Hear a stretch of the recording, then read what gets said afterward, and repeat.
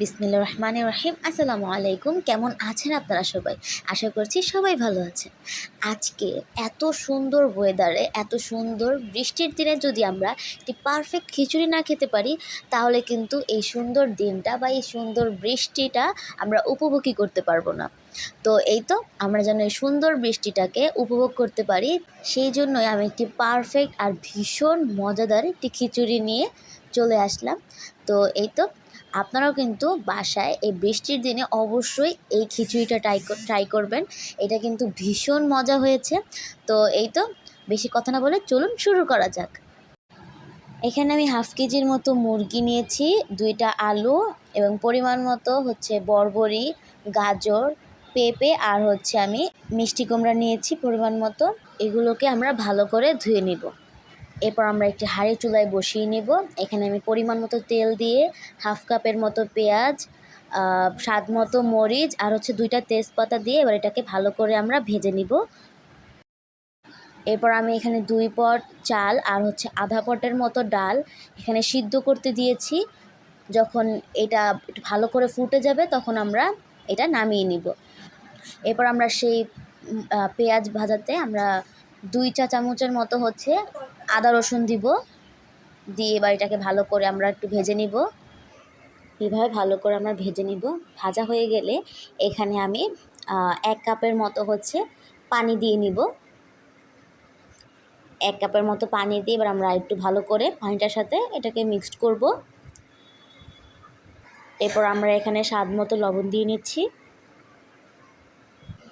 এরপর আমরা এখানে ছোট চামচের 2 চা চামচের মতো হচ্ছে হলুদ গুঁড়া দিয়ে নিব।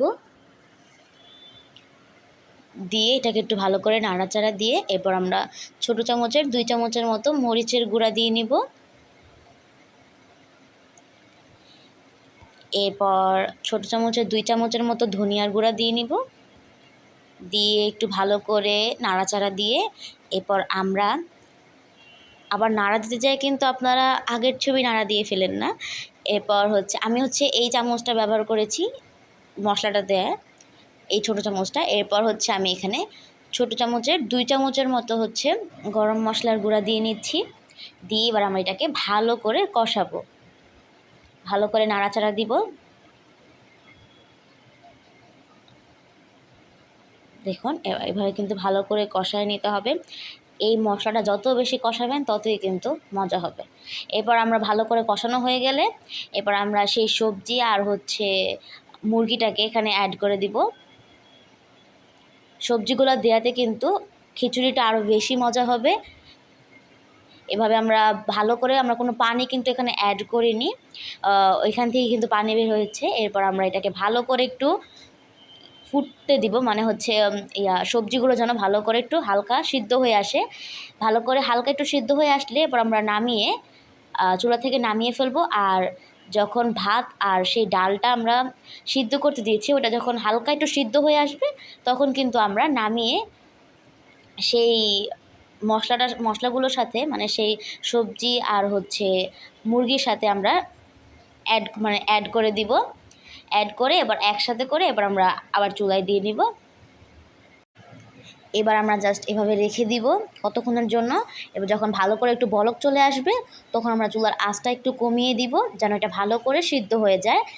সব সবজিগুলো এবং চাল ডালগুলো যেন ভালো করে সিদ্ধ হয়ে যায় ততক্ষণের জন্য আমরা রেখে দিব। আর একটু পরপর 5-10 মিনিট পরপর কিন্তু এটা নাড়তে থাকতে হবে, নাহলে কিন্তু আবার নিচে লেগে যেতে পারে।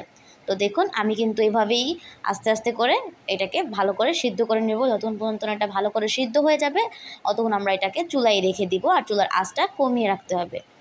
তো এই তো আমি একটু পরপর শুধু নাড়ছি যেন নিচে না লেগে যায়। তো এটা কিন্তু ভীষণ সহজ, আপনারা অবশ্যই বাসায় ট্রাই করে দেখবেন। এটা আহামরি এখানে কিছুই না।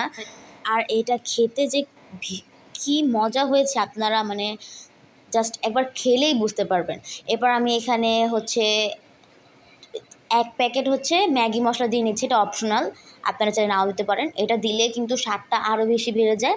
তো এর জন্য আমি এখানে 1 প্যাকেটের মতো ম্যাগি মশলা দিয়ে এবার এটাকে ভালো করে নেড়ে চেড়ে নেব। দেখুন আমার কিন্তু চাল সবজি সব কিছু কিন্তু একটু ভালো করে সিদ্ধ হয়ে এসেছে। সে পর্যায়ে কিন্তু আমরা এটাকে নামিয়ে ফেলবো।